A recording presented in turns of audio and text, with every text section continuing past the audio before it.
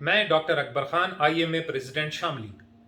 देखिए, मैं आज आपके सामने एक बहुत ही इंपॉर्टेंट टॉपिक डिस्कस करना चाहता हूं।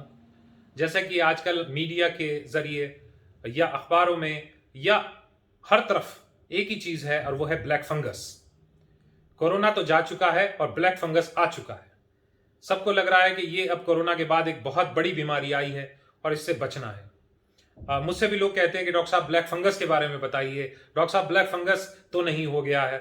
एक दिन तो एक फोन आ गया कि डॉक्टर साहब देखिए मेरी आंखें लाल हो रही हैं। मुझे पता भी नहीं था कि इसके जहन में क्या चल रहा होगा। तो मैंने कहा ये तो नॉर्मल है, कुछ नहीं है। तो कहने लगा डॉक्टर साहब ब्लैक फंगस तो नहीं है। तो बेसिकली आम जनता के मन में जो ये भय है ब्लैक फंगस को लेके, मेरा वीडियो बनाने का यही कारण है।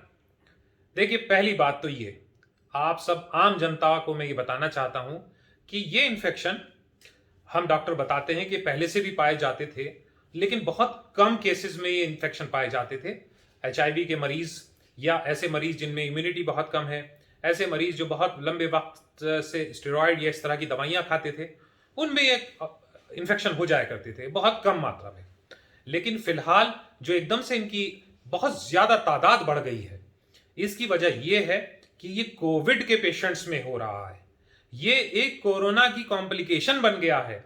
उन मरीजों में जिनमें कोरोना हुआ है, उन मरीजों में जिनमें कोरोना होने के बाद डायबिटीज भी है, जिनमें इम्यूनिटी कम है, जिनको स्टेरॉइड्स दिए गए हैं, उनमें कुछ ऐसी रिएक्शन हो रही है, कुछ ऐसा हो रहा है कि उनमें ये इन्फेक्शन ज्यादा पाया जा रहा है। अभी इसकी स्टडी होनी बाकी है कि क्या वजह है। कुछ इम्यून मीडिएटेड पाथवे एक्टिवेट हो रहा है, थ्रोम्बोसिस हो रही है, बहुत सारी बातें हैं जो ये डॉक्टरी जबान की बातें हैं। मैं वो आपको नहीं बताना चाहता हूं। मेरा मकसद ये है भी नहीं कि मैं आपको म्यूकरमाइकोसिस या ब्लैक फंगस सिखाऊं या पढ़ाऊं। मेरा तो सिर्फ मकसद ये है कि आम जनता को डरने की बिल्कुल भी जरूरत नहीं है। ये आम जनता को लगने वाली बीमारी नहीं है, एक दूसरे से नहीं लगती है।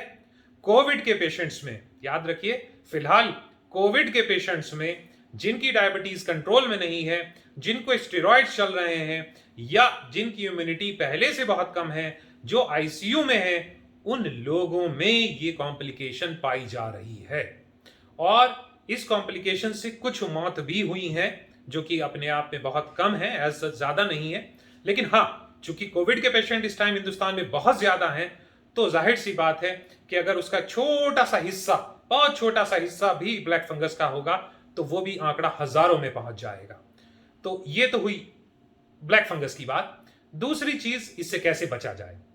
तो भाई, पहली बात तो ये कि अगर आपको कोविड है नहीं, कोरोना है नहीं, तो खतरा है नहीं। लेकिन अगर आपको कोरोना है, कोविड है, तो आपको खतरा है। और उन खतरे में जिन चीजों का आपको बचाव कर सकते हैं, आप जो करना चाहिए, वो सबसे पहली बात तो ये कि जो आप ऑक्सीजन लगाते हैं, उसके अंदर एक ह्यूमिडिफायर होता है जिसमें पानी रखा जाता है। उस पानी को समय समय पर बदलते रहें। उसके अंदर डिस्टिल वाटर डालें या बॉइल्ड वाटर डालें। बेहतर तो है कि डिस्टिल वाटर हर जगह अवेलेबल होता है, वो आप इस्तेमाल कर सकते हैं। उसके सारे पार्ट्स को, जो ह्यूमिडिफायर और पूरा सिस्टम होता है, मास्क को, उसको समय समय पर एंटीसेप्टिक सॉल्यूशन में डालकर क्लीन करते रहें, डिसइंफेक्ट करते रहें। अपनी पर्सनल हाइजीन का ख्याल रखें, इन्वायरमेंटल हाइजीन का ख्याल रखें। कोई इस तरह की ब्रेड जिसके ऊपर फफूंदी लगी हुई हो, ऐसी सब्जी जिसपे फफूंदी लगी हुई हो, ऐसे कोई फल, उनका सेवन बिल्कुल भी मत करें। स्टेरॉइड या और भी दवाएं डॉक्टर के बिना प्रिस्क्रिप्शन के ना लें। जितनी मात्रा में, जितने दिन तक डॉक्टर बोलें, उतने दिन तक आप उनका सेवन करें। इसके अलावा जो भी डॉक्टर आपको बोले डायबिटीज के कंट्रोल के लिए, वो आप डायबिटीज का कंट्रोल करें। अपने डॉक्टर के संपर्क में रहें, सेल्फ मेडिकेशन ना करें। और प्लीज, जो कुछ समाज सेवी इस वक्त ऑक्सीजन कंसंट्रेटर या सिलेंडर सप्लाई कर रहे हैं, लोगों को दे रहे हैं, होम आइसोलेशन वालों को, प्लीज उनसे मेरी विनती है कि इस चीज का खास ख्याल रखें। आपकी नीयत अच्छी है, इसमें कोई दो राय नहीं है, लेकिन इस नेक नियति के साथ कुछ गड़बड़े भी हो रही हैं। आप एक मरीज को देते हैं, दूसरे मरीज को देते हैं, अगर आपने उसे डिसइंफेक्टेंट से डिसइंफेक्ट नहीं किया है, तो इन्फेक्शन का खतरा बढ़ जाता है।